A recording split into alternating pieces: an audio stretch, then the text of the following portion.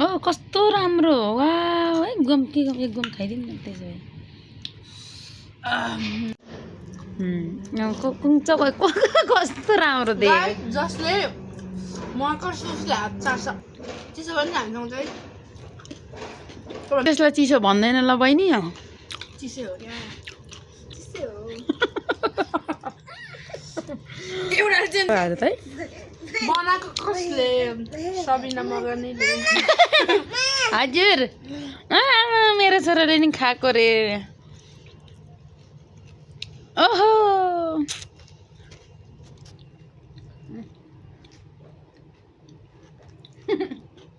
अगाडिबाट चाहिँ गर्नु न चेस एक्लै चेस गर्दै खायो कहाँबाट हुन्छ नि सबजनाले चेस चेस गरिदेऊ रे भाइलाई चेस चेस गर न गुड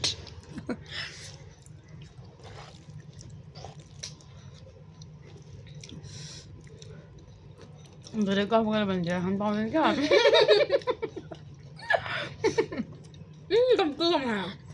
हामी यस्तै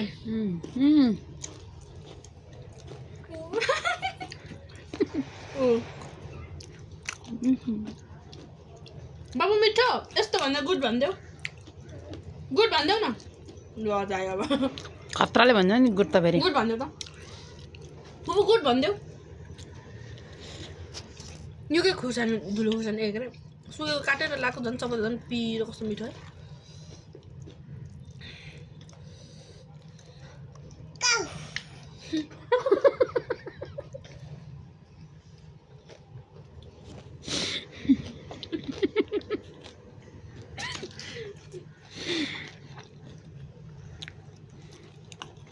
खाने बेलामा त्यसमा टाउको याद आएको छ नि त्यसरी खानु न आजकल जानेसँग नि यार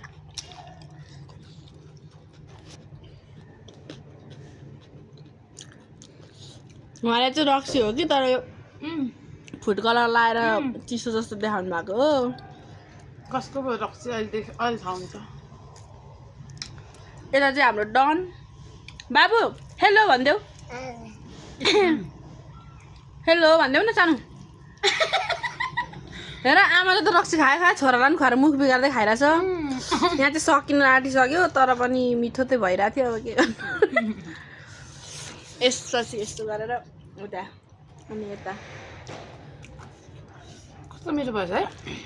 बनाएको कसले मेरो तारिफ गर्नु न ए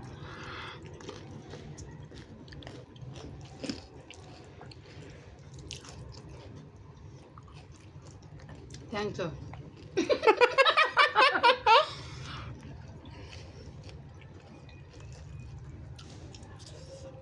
लिनु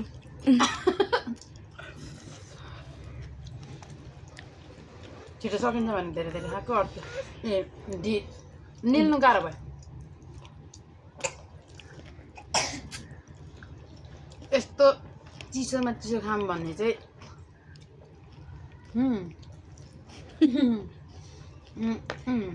गुङ्गामा खाम गुङ्गा अन्त होइन त कसले गरेर हात जुठो छ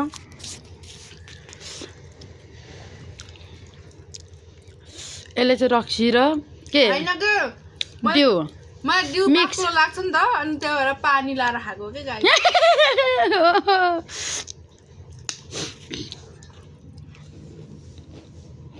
पनि कस्तो राम्रो देखेको होला सकिन आँटेको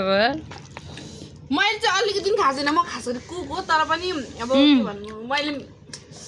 के भन्नु कुकले त अघि नै आधे उधे खाइसकेको थियो होला चाख्दै सायद हेर नि त्यसको नङ देखाएको होला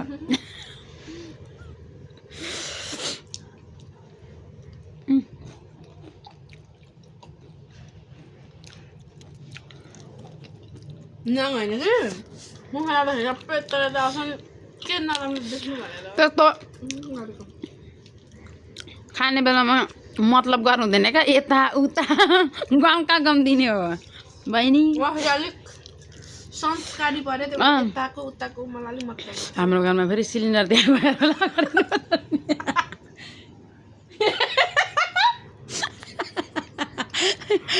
यता एउटा सिलिन्डर धेरै भएर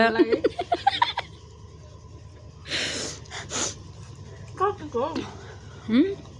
कतिको ग्यास सिलिन्डर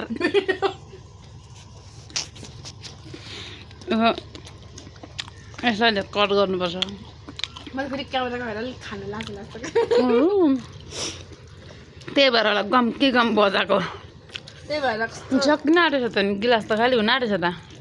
त्यो गिलास भर्नु जान आँटेको थिएँ पानी लिनुलाई अलिक टाढो छ क्या फेरि पानी जानले क्यामेरा फेरि हेरि